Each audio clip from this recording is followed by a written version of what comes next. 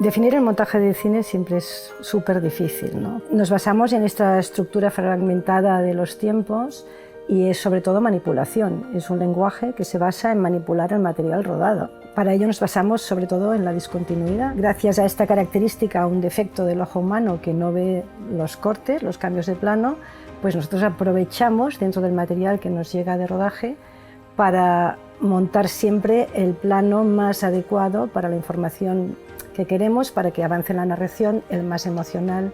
Lo que importa es que los cambios de planos estén en el lugar rítmicamente interesante.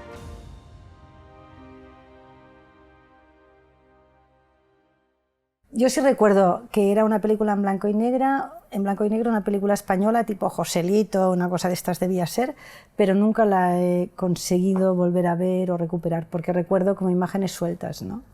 Y que me impactó mucho lo de la sala oscura. Y luego ya me tocaba lo que nos tocaba a los niños, ¿no? Como La Bella Durmiente del Bosque y esas cosas de Disney que han hecho tanto daño. Y luego ya lo siguiente es que en el cine de mi pueblo veíamos sesión doble. Lo típico, una del oeste y una de amor. Entonces me las he visto todas en su momento. Yo veía claro que no quería quedarme en mi pueblo y veía que había otros mundos. Lo vi muy pronto a través de los veraneantes que venían y que querían hacer cine o jugaban a hacer cortos en Super 8 y todo esto. Y yo quería irme a otros mundos. Como ir a Barcelona no me dejaban, pues entonces decidí irme a Londres de au pair y tal. Y entonces eso, duré muy poco de au pair, enseguida me independicé y fui a parar a unos grupos de gente que estudiaban cine y fue fantástico para mí. No entré en escuelas, pero sí frecuenté gente, ¿no? Y frecuenté muchos cines y desde luego ya eso era otro cine, no era el cine americano o los spaghetti western que yo podía ver en mi pueblo. De golpe ahí había todo un cine pues, francés, australiano, indio, o sea, era fantástico. Descubrí que eso me gustaba mucho y cuando volví al año y pico tenía también amigos en Barcelona que estaban hablando de la posibilidad de entrar en meritoriajes y un poquito siguiendo al grupo. Empezamos a intentar ir a rodajes, ir a las productoras y a mí enseguida me dijeron, bueno, tú como eres chica, elige script o montaje.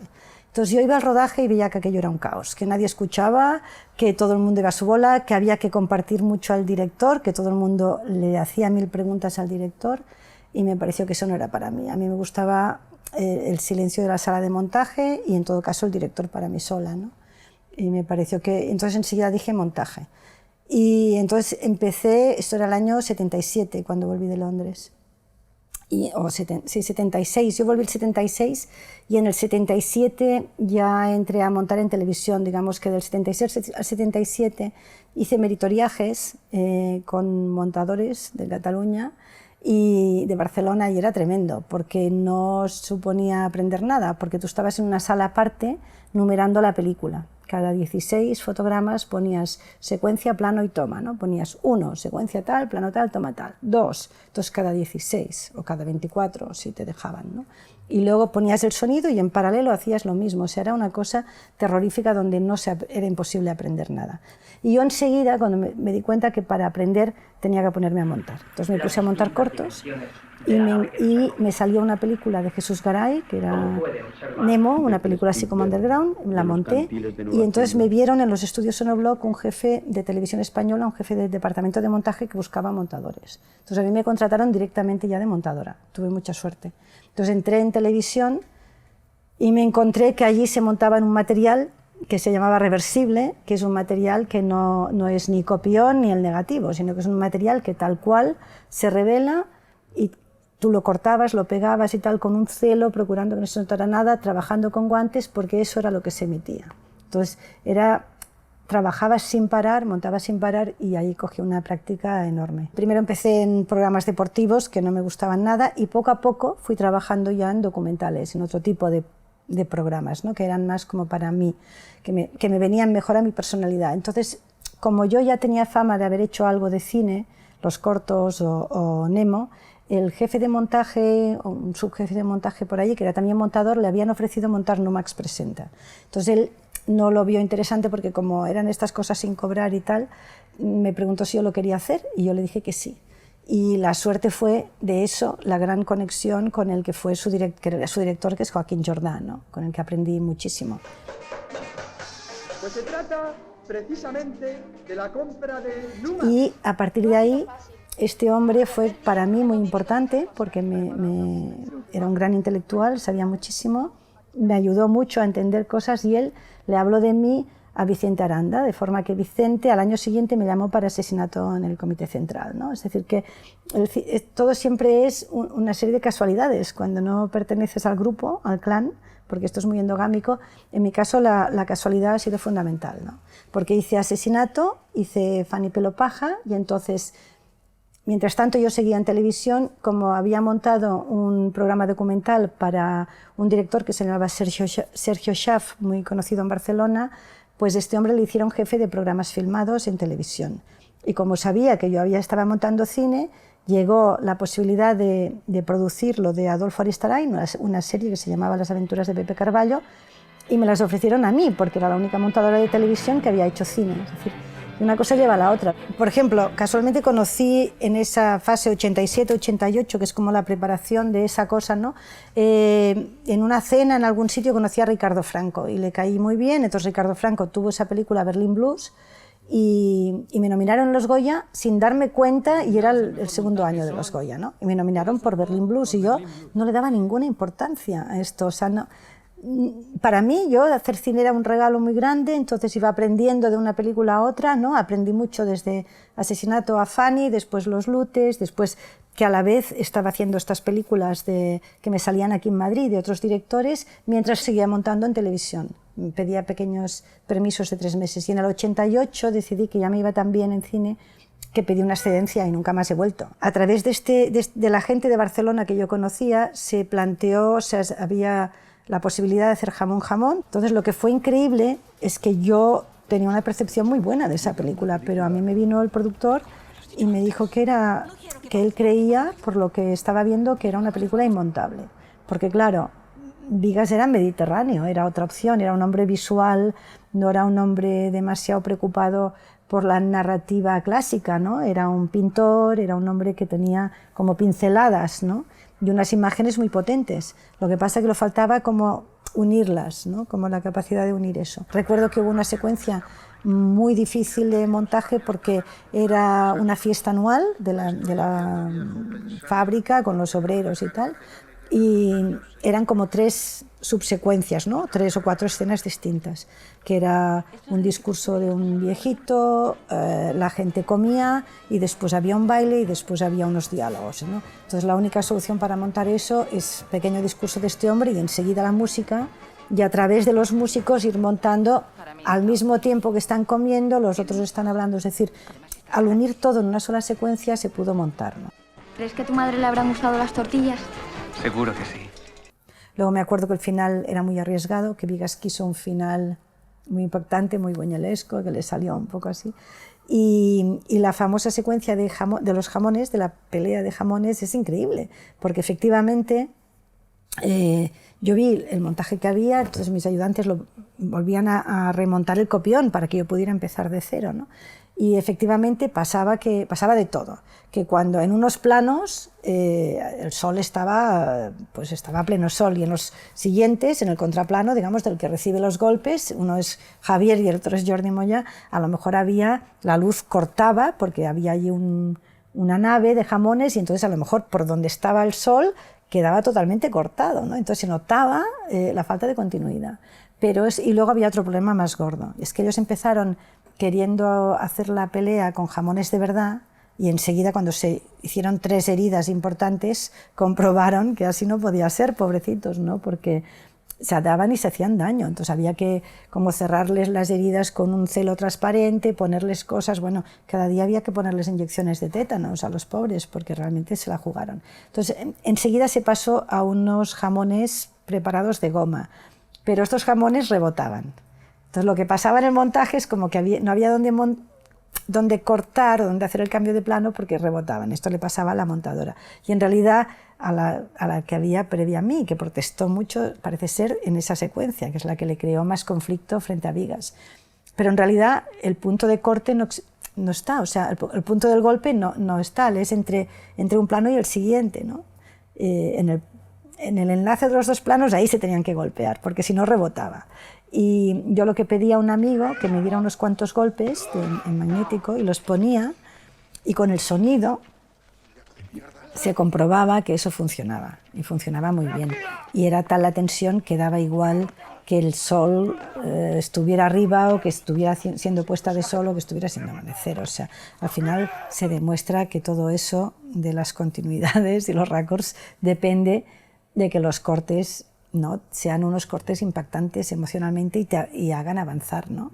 Amantes, por ejemplo, fue una película del 91, creo que es, que Amantes me dio como mucho prestigio, y hubo la casualidad de que Ricardo Franco con Berlín Blues, que quedó contento, nos llevamos muy bien, él era íntimo amigo de Imanol Uribe. Entonces Imanol Uribe ya me llamó para su película La Luna Negra, y después de La Luna Negra la siguiente fue Días Contados, ¿no?, que fue una maravilla. Pues yo la conocí a través de Ricardo Franco. Fundamentalmente es una cinéfila.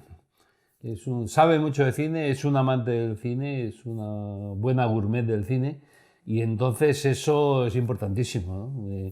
Y a la hora de trabajar, pues se cuestiona todo, lo cual está muy bien, y le saca el máximo partido. No se limita a cortar y pegar, sino que muchas veces me sorprende con propuestas que yo ni me había imaginado, ¿no? A veces me ha tenido que convencer de alguna cosa y yo a ella de otra, pero bueno, no sé si ella lo dirá, pero yo creo que Teresa sabe que yo no me enamoro absolutamente de los planos que he rodado, que a veces si hay que cargarse algo me lo cargo, y no, si me lo propone ella y me convence, me lo cargo y no pasa absolutamente nada, ¿no? Ha sido mis ojos durante muchos años en la lejanía, ¿no? Eso ha sido muy importante, la verdad, que tener a alguien de absoluta confianza que esté viendo lo que estás haciendo, que en aquella época no lo veíamos, y que te esté diciendo, va todo bien, no te preocupes, hay algo raro con este actor, mírate, ¿sabes? O sea, que esa confianza ha sido muy importante. En nombre de la Academia, en nombre del Festival de Málaga y de todos tus compañeros, recibes el premio de Ricardo Franco, que creo que Ricardo estaría muy feliz de que tengas el premio. Teresa Font.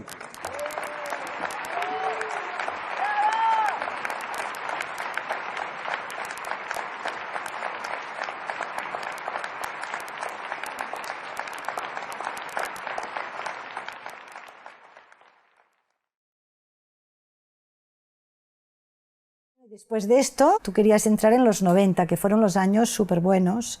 Casualmente, Andrés Vicente Gómez empezó, me quería, digamos, en distintos proyectos. Fue el momento en que yo además me salió Días Contados.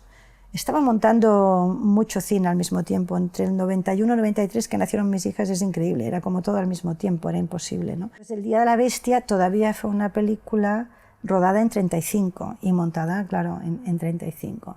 Entonces pasaba esto, que los directores tenían este miedo de que tú te pones a montar y destrozas el copión. Y yo, claro, a mí me estaban pagando ya, yo estaba cobrando por semanas y yo estaba trabajando en la sala de montaje esperando que llegara Alex. Pero como rodaba de noche, rodaba muchísimas horas y siempre tenía que correr a preparar cosas o ver una localización que no había visto o algo, nunca venía a montaje, quedaba con él y nunca venía. Y al final decidí que me ponía a montar por mi cuenta, ¿no? Y monté una escena, recuerdo que monté dos. Una de Terele Páez que caía por la escalera, y que como era tan pobre el recorrido, monté y tenía dos tomas positivadas de un mismo plano, lo monté dos veces. Puse ese plano, puse otro y repetí el mismo otra vez, y no se nota, pero para que tuviera más caída, ¿no? Y la otra escena que monté era un momento en que el cura entra en la cocina y Santiago Segura le presenta al abuelo y le da unos tripis y no sé qué.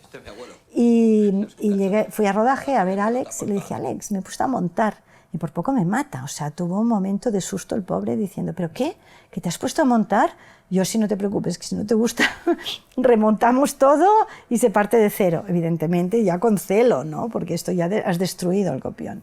Entonces esto le dio tal velocidad que, digamos, o tal angustia, que al día siguiente sí apareció por montaje. Le enseñé la secuencia, le intenté tranquilizar, le gustó. Alex venía poco a montaje porque el rodaje era tremendo, y luego él tenía una cosa que es muy inquieto. Alex no soporta estar sentado, mueve las piernas sin parar, es una persona muy inquieta. Lo que pasa es que el tiempo que estaba él era más que suficiente para darme las instrucciones que me tenía que dar sobre la película. Y cuando llevaba como 45 minutos de película premontada, pidió el productor Andrés Vicente Gómez un interlock, ¿no? Que es una proyección a 2 bandas con imagen y el sonido magnético que solo tiene los diálogos.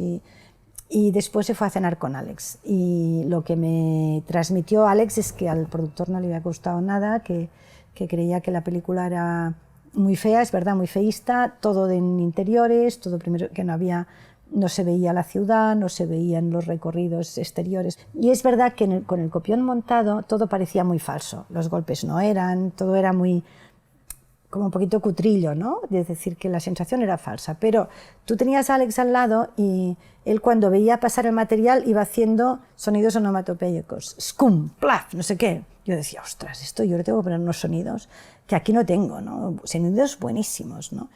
Por ejemplo, hicimos una especie de una de esos interlocks de proyección y me acuerdo que lo que era la escopeta esa de cañones recortados o como sea, de cañón recortado, pues le puse, buscando sonidos, no encontraba ninguno bueno, y le puse una explosión de una mina, ¿no? Por ejemplo, y pues, ¡bom! Y eso sí sonaba.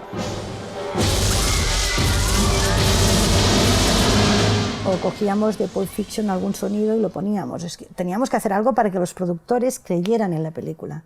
Entonces yo hice un montaje de sonido muy loco porque quería Alex que el caos en Madrid, que era en Madrid, está en caos total, toda la ciudad está en obras, ambulancias, policías, helicópteros, o sea, todo tipo de sonidos, ¿no?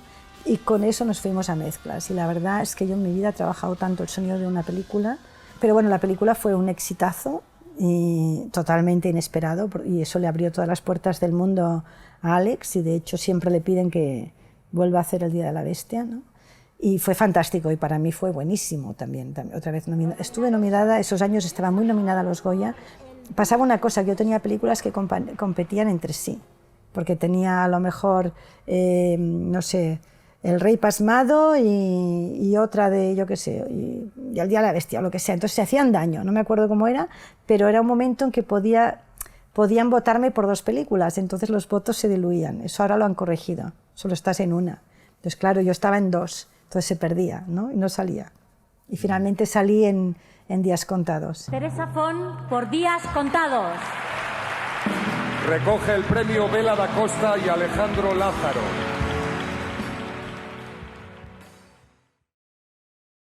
Hombre, Perdita era una película concebida desde el principio como una gran producción en inglés, con Javier Bardem, que todavía no sabía nada de inglés, que se lo estudiaba para la película, pero que era ya un monstruo, y con Rosy Pérez, es decir, rodando en México, en la frontera con Estados Unidos, unas condiciones tremendas, y con un guión muy largo, y con unos altibajos, ¿no?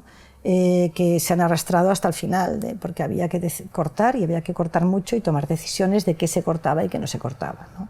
Y esto pues al final es la película de Alex y la película que él ha querido, pero fue una película de mucho trabajo de montaje. Yo nunca había tenido tanto metraje en la sala de montaje, ¿no? Porque montabas todo y luego ya con Alex ya reducimos, fuimos reduciendo. ¿Lo ves, Dwayne? Van a matarnos. ¿Y esa quién es? Mi chica. Carmen fue una película sin problemas, una película que lo que se rodó se montó, o sea, sin ningún problema.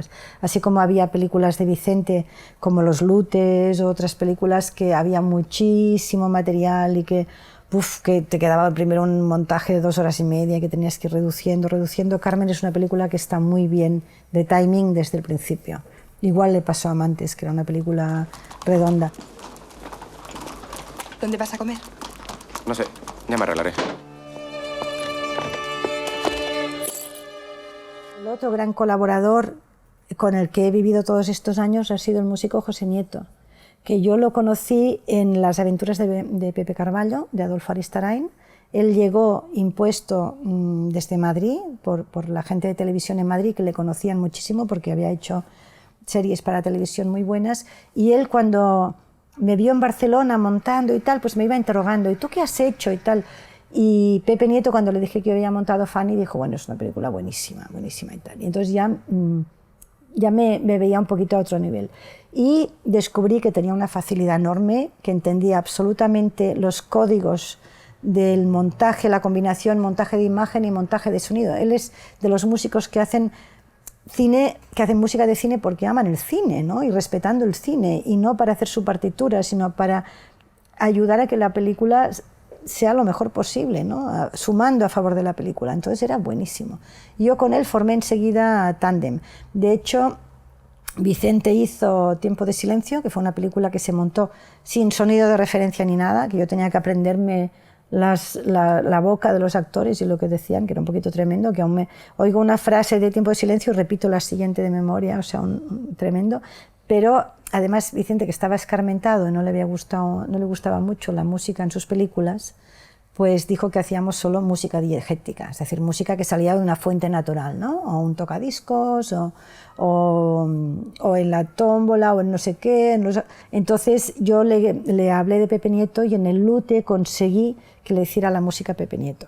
Y dentro de esto, pues también pasó algo parecido con Imanol Uribe. Entonces ya era increíble, ya porque éramos equipo del todo, ¿no? Para colmo nos íbamos a mezclar a Barcelona, a Sonobloc, con Ricard Casals, que era un montador muy bueno, o si no ya nos íbamos a Pinewood, es decir, que hubo un momento en que cristalizó una forma de hacer cine donde se valoraba el sonido de otra manera.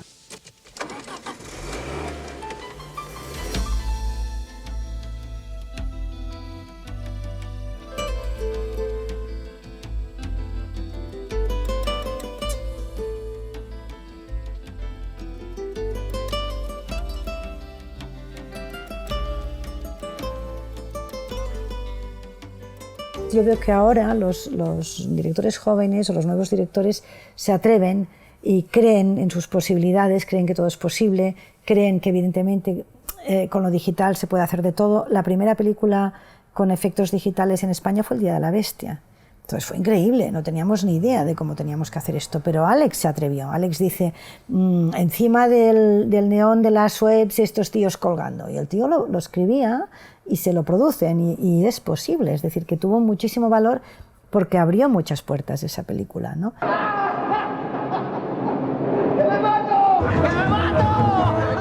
Yo he trabajado con nuevos directores muy a gusto, por ejemplo con Ramón Salazar me gustó mucho Montar Piedras, era compleja porque tenía muchas historias paralelas y tenía el problema la película de que algunas historias eran mucho más atractivas que otras, por ejemplo la parte de Najwa Rimri se llevaba la película, o Vicky Peña, o sea, había personajes que eran mucho más atractivos que otros, ¿no? Entonces esto era difícil de manejar. Y otro que me gustó mucho es Álvaro Brechner, que hice con él Mal día para pescar, que es una película estupenda, que tuvo esfuerzo de montaje porque tenía como toda una serie de cosas de montaje en paralelo muy bonitas. No sé si habéis visto a alguien Mal día para pescar, pero es una película con un trabajo de montaje que estaba bien, que me lo pasé súper bien también, ¿no? Un gesto que pueda molestar o enfurecer a este gran deportista. Yo les recomiendo permanecer en vuestros asientos y disfrutar del show de esta maravilla, señoras y señores. Una rueda de tractor increíble. Un tanque de oxígeno impresionante. Una bañera espectacular, sin forma de más. Pues mira, conocí personalmente a Teresa cuando se estrenó un documental que ella montó enteramente, que es un documental hecho por mujeres cineastas que se llamaba El tren de la libertad. Nos unimos pues un montón de directoras que formamos parte de una asociación de mujeres directoras, de CIMA, y hicimos un documental que recogiera la manifestación cuando Gallardón pretendía aprobar la ley su ley del aborto.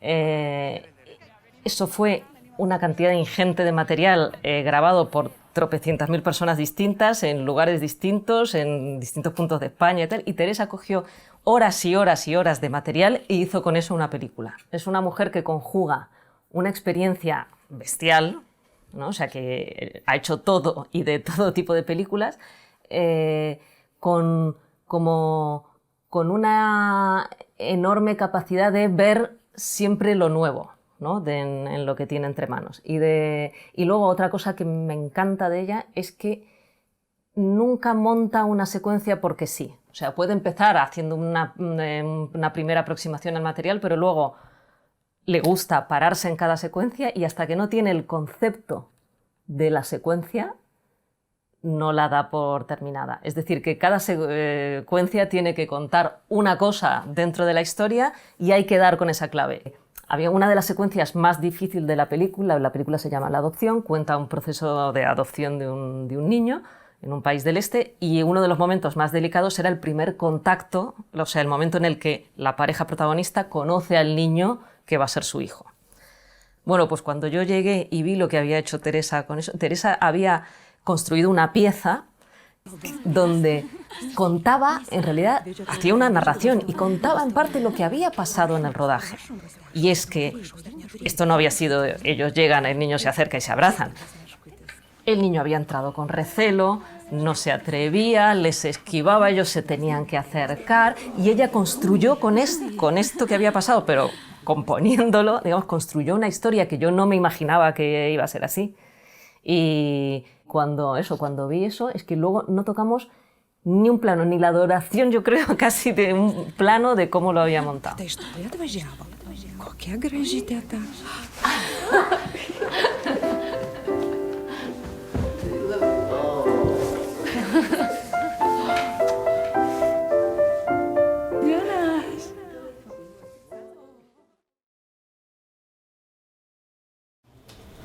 A mí siempre me ha gustado que el montaje sea fluido y que no se note. Yo creo que es una característica mía, que a mí me gusta mucho. Protesto mucho cuando noto los cambios de plano, ¿no? Un cambio de plano brusco. Dices, bueno, ¿qué te costaría por el mismo precio hacerlo 2 fotogramas antes o 2 fotogramas después? Y cambia radicalmente, ¿no? Y sí, cuando veo, a veces disfruto, digo, ostras, pues esto quedó muy bien. Por ejemplo, me acuerdo de Si te dicen que caí, que la vi, no sé cuándo la vi, que pensé, qué bonito, un montaje en paralelo de ojos que miran, ¿no? Y pienso, ostras, qué bonito ha quedado esto. Pero claro, dentro de una película también compleja y difícil. Pero vamos, no me recreo nada, ¿eh? No, hay que seguir adelante. Y además siempre hay un par de películas de estas que uno ha hecho que ya sabes cuando las haces, cuando una película no va a quedar bien o no está bien, ya lo sabes y por lo tanto no las quiero volver a ver. Entonces lo que sí era interesante y sigue siéndolo es hacerte una pasada de los materiales con el director, hablar con él, qué tomas le gustan, qué le gustaría priorizar de la secuencia, pero a la hora de ponerte a trabajar tiene que irse y dejarte trabajar, porque si no es lo más frustrante del mundo. Porque el director va siempre por delante, se conoce la película, sabe lo que ha rodado y por qué. Entonces tú intentas hacer un corte y mientras lo estás haciendo físicamente, él ya va 2 planos por delante, ya te dice ahora esto y ahora lo otro. Dices, bueno, déjame pensar un momento, entonces no tienes ese espacio. Y hay en esto una anécdota, y además lo dicen todos. Edward Dmytryk, que era un gran teórico del montaje, bueno, que hizo un libro sobre montaje, On Film Editing, que es básico, y decía siempre que no se puede montar por delegación, que hay que ponerse y hacer tu versión del montaje, ¿no? Aunque sea queriendo seguir las instrucciones del director, por supuesto.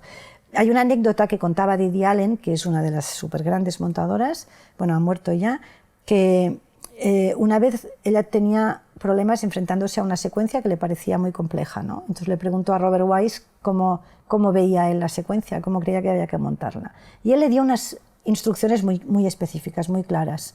Pues yo creo que primero esto y después lo otro y después te pasas al amplio y después haces no sé qué. Entonces ella siguió al pie de la letra fielmente las instrucciones y se lo enseñó. Entonces él le dijo, bueno, pero esto es un horror, porque me enseñas esto que no funciona. Y ella era joven, ¿no? Entonces, no, señor Wise, usted me dijo que lo montara así. Entonces le dijo, vamos a ver, para que lo aprendas para siempre. Yo te diga lo que te diga, si una secuencia no funciona, tú no me la muestres hasta que tú encuentres la solución. Es decir, pasar por asimilar lo que yo he dicho no quiere decir que lo haces al pie de la letra, sino que a partir de eso tú encuentras tu camino. Y eso es así. Me gusta mucho Michael Kahn, por ejemplo, del que se habla menos y que es un hombre súper intuitivo, es un hombre que es increíble, parece ser con una memoria visual brutal y que todavía monta en Moviola. Yo creo que es el último que queda, ¿no? Porque Spielberg quiere montar en Moviola, entonces ellos montan en Moviola o montan en digital y luego pide copión para verlo, es decir, están en esa zona. Y ese me gusta mucho, por supuesto, Thelma Schumacher, pero esto ya es un clásico, Walter March es un clásico y casi me agota con sus teorías, pero sí está lleno. El cine americano tiene un montón de gente muy buena y sobre todo para mí Didi Allen Lily Allen ha sido una grandísima montadora, porque el montaje de Bonnie and Clyde, el montaje este staccato que ella hacía, esto ahora todos montamos igual, es decir, pero en su caso las críticas fueron todas unánimes de que era malísima, que estaba mal montada la película, ¿no? Excepto Pauline Kael, que era una crítica del New Yorker, que era buenísima, y que esta mujer lo pillaba todo, y esa le gustó mucho, pero todo el mundo se metió con ella, ¿no? Y el montaje, por ejemplo, de la famosa secuencia de la muerte de Bonnie and Clyde, ¿qué secuencia de este tipo no se rueda ya igual y no se monta más o menos igual? O sea, y eso fue un invento. Lo que pasa es que hay que reconocer que el que pidió ese invento fue el director, que dijo, no, yo quisiera que jugarais con distintas velocidades, con la muerte y tal. Entonces, bueno, esto quedó una maravilla, ¿no? Quedó súper bien. Entonces, esta mujer sí se ha atrevido mucho.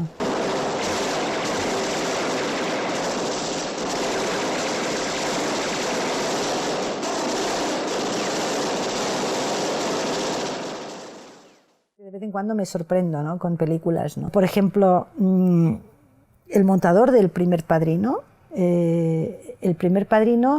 pues Coppola rueda muchísimo. Entonces dices, por ejemplo, la secuencia de inicio, que por un lado había unos interiores en los despachos donde le felicitaban al padrino, y por otro lado había esa ceremonia de la boda de la hija, con foto incluida, que llegaba el cantante para cantar. Pues todo eso, cuando montaban, fueron decidiendo montarlo en paralelo, y de hecho cuando ponían planos de fuera, de exteriores, que había muchísimo, tenían que vigilar que no estuviera por allí ni Marlon Brando, ni el otro, ni el segundo de a bordo, porque podían estar fuera, ¿no? O sea, y eso es algo que acabó marcando la saga, el montaje en paralelo.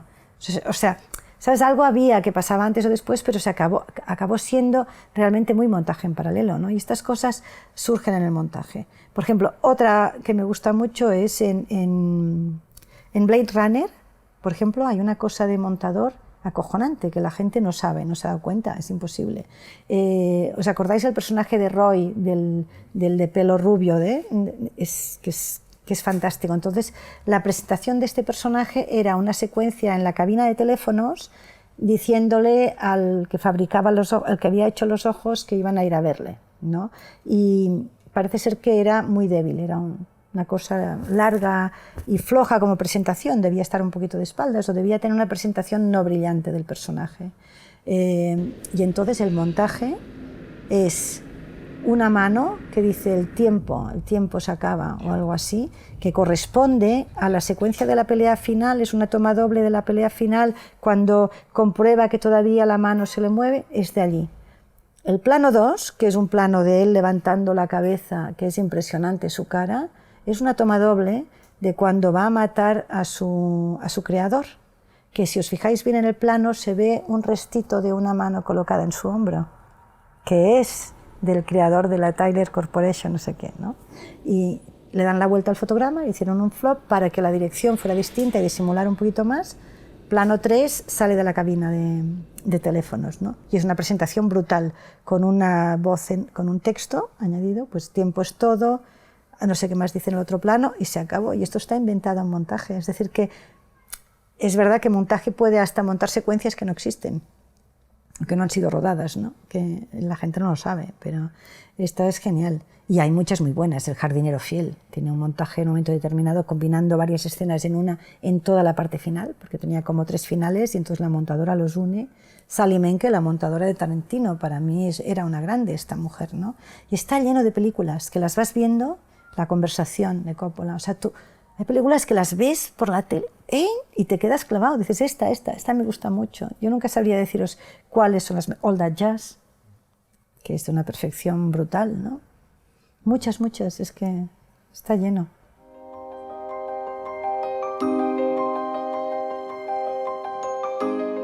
Mira, al montador jugamos siempre con una especie de... como una objetividad, ¿no? Para saber buscar los mejores momentos, ser frío con el material, ¿no? Y con una subjetividad porque por una parte yo al menos, yo me pongo en el lugar de los personajes, en su piel, y si no me pongo no sé cuándo tengo que cambiar de plano, porque muchas veces me interesa más la reacción del que está escuchando que el que habla, por ejemplo. Entonces, ¿cuándo tengo que cambiar? ¿Cuándo siento que necesito pasar al otro lado? Pues en todo esto tengo que ser subjetivo, creer en los personajes, creerme en los personajes, creer que yo soy ellos, y a la vez ser objetivo y a la vez colocarme en el lugar del público, porque tienes que pensar, si yo esto lo veo por primera vez, ¿qué sensaciones tengo? Si soy público, ¿qué quiero? ¿Quiero ver esto ahora? ¿Y qué conviene? ¿Que se lo dé al público o que no se lo dé? ¿Le tengo esperando? ¿Qué es más interesante, ¿no? En fin, tenemos que movernos en unos códigos que trabajan el subconsciente del espectador. Lo bueno de esto es que el espectador no es consciente de nada, y de lo que es menos consciente, por ejemplo, es de la manipulación que le llega a través del audio, del sonido, ¿no? Porque los ojos los puede cerrar, pero el oído, además, el oído es súper inmediato. El ojo tarda 2 o 3 fotogramas en procesar el cerebro lo que ve, ¿no? Pero en cambio el sonido le entra enseguida. Entonces, nosotros jugamos con todos estos elementos, con el público. Entonces, siempre tienes que poderte poner en lugar del público. Entonces, hay que escuchar la película. A mí me parece fundamental no querer montar la película que yo quiero, sino montar la que sale. Incluso, a veces intentas montar la película de la que te habla el director y no es esa la que ha rodado. O me pasó, por ejemplo, en Amantes, hay una secuencia de un banco donde están Jorge Sanz y Victoria Abril, y los dos están increíbles, porque es un momento fundamental en la película, y no puedes montar los dos todo el tiempo, tienes que optar. Entonces hice un primer montaje como de plano contra plano, y destrocé la secuencia, porque lo que era bonito es verla sin montar, o sea, ver todo el plano hacia la cara de uno y todo el plano hacia la cara del otro, ¿no? Con el pequeño movimiento de cámara. Entonces, al final, la opción fue elegir, por ejemplo, una mitad con uno y otra mitad de la escena con el otro, y después un par de planos cortos al final, porque siempre tienes que renunciar a cosas buenas. O sea, cuando dices, voy a alargar este plano porque qué bonito está esta puesta de sol, pues ya la has pifiado. O sea, tienes que hacer lo narrativamente necesario y nada más, y tienes que renunciar muchísimo. Entonces, lo más duro es cuando tienes material muy bueno, muchísimo material muy bueno, que es lo que les pasa a estos grandes montadores, ¿no? A Thelma Schumacher, a Walter March, a Michael Kahn, a todos estos, es que no me puedo ni imaginar la cantidad de material bueno que tienen. No hay otra, saber ver, estar atento y ver, porque el material está ahí y a veces se te pierde. Dentro del plano, los mejores momentos se te pierden, te despistas, ves, no ves, ¿no? No vas al punto, tienes que saber ver, saber distinguir. Y una vez distingues qué es lo mejor de cada zona, de cada parte de plano, ver qué plano y qué encuadre te lleva a la mejor solución, ¿no? al mejor desarrollo de la escena, sabiendo qué intención tiene que tener esa escena. La búsqueda del camino siempre tiene que ver con las intenciones. Por ejemplo, hay una frase que es importantísima, pues en esa tienes que usar el primer plano. Si el primer plano lo usas desde el principio, cuando llegues a esta frase, no la estás destacando, has agotado ese plano, ¿no? Es decir, que esto es un lenguaje y tiene unos códigos, y aunque el público no los perciba, están ahí, y desde luego reacciona a esos códigos. Hay formas, ¿no? Por ejemplo, yo tengo muy claro que hay que entrar tarde en las secuencias con la acción en marcha, y a veces hay películas que parece que oigas que están diciendo motor, ¿no? Acción, porque pillan dices, no, si cuando yo entro en esta situación la vida está en marcha, ¿no? Entrar avanzado, entrar tarde e irse pronto en las escenas, es un poquito para no cortar la tensión, ¿no? Para tener siempre el montaje lo más tenso posible. Hombre, primero trabajas secuencia a secuencia, porque como no ruedan por orden, pues tú vas montando tus secuencias sueltas. Ya sabes que cuando las unas, las vas uniendo, cuando tengas la anterior y la siguiente, y empiezas a pegar secuencias, empiezan a pasar cosas, ¿no? De golpe una que te parecía fantástica se te hace redundante, o de golpe notas que hay algunas frases de más porque las miradas son suficientes y lo que parecía esencial a lo mejor o necesario en el guión, pues poco a poco vas viendo que tal vez es redundante, ¿no? Pero de momento, al menos en mi forma de trabajar, yo lo dejo todo hasta un primer montaje de todo. Y entonces ya me hago una pasada del material con el director y allí empiezas a ver cosas, ¿no? Y es verdad que muchas veces hay problemas de rodaje que hay que resolver, ¿no? Que es imposible, además. El guión sufre grandes cambios, ¿no?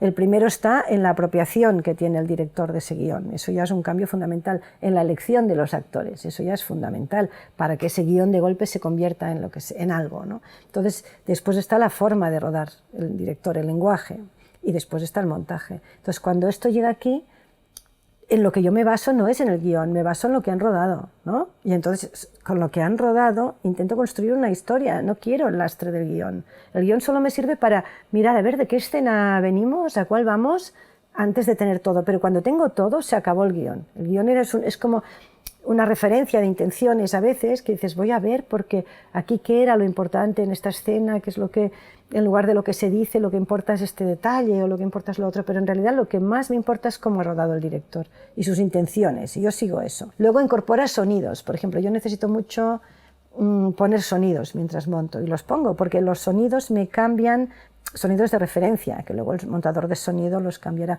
porque me cambian la duración de algunos planos, porque no dura lo mismo un plano con un sonido que sin el sonido, ¿no? Hay cosas que tú les pones un sonido detrás y se ven mucho más. En ese momento el público las ve, si no, no las ve, ¿no?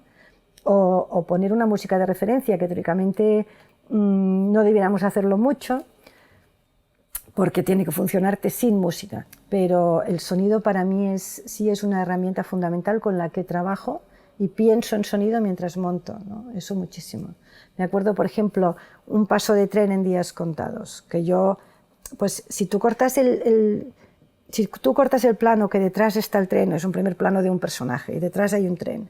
Si tú no piensas que va a sonar este tren, que continuará al inicio de la siguiente secuencia, le haces una enorme putada al montador de sonido, porque o en el inicio de la siguiente tienes un poquito de pausa o va a tener que cortar abruptamente ese sonido que es bueno y que nos lleva a la siguiente secuencia, ¿no?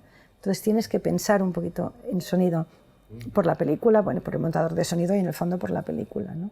12 cadáveres pertenecientes a una secta encontrados en el mar. Verás que también hay jóvenes alemanes y de otros países. A ver. Es exquisita. De ese perfil cultural importante es muy interesante, porque Teresa conoce mucho la música. Tiene un concepto también del sonido de la película que es muy importante para montar la imagen, porque no es algo que vaya separado, ¿eh? Entonces yo creo que es una montadora muy completa, porque es una mujer culta, porque tiene instinto de montadora y porque tiene experiencia, y una mujer que además disfruta mucho con su trabajo. El cine español ha cambiado muchísimo, porque yo empecé montando el sonido de mis películas durante muchísimos años y me parecía fundamental.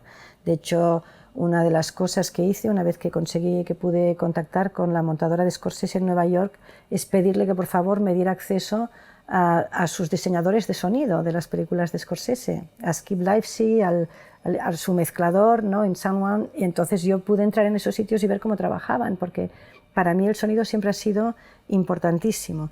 Pero hubo un momento en que, evidentemente, la figura de montador de sonido empezó a hacerse fundamental, esencial, ¿no? Porque ya no podíamos en la moviola con el magnético llevar todo el sonido que se necesitaba. Empezó a entrar aquí en España la figura de montador de sonido, y hubo un momento como de pequeña guerra, porque el montador de imagen, que no constábamos nunca como montadores de sonido en los títulos de crédito, queríamos seguir supervisando eso, porque estábamos habituados que era nuestro terreno, ¿no? Entonces íbamos a doblaje, hacíamos todo.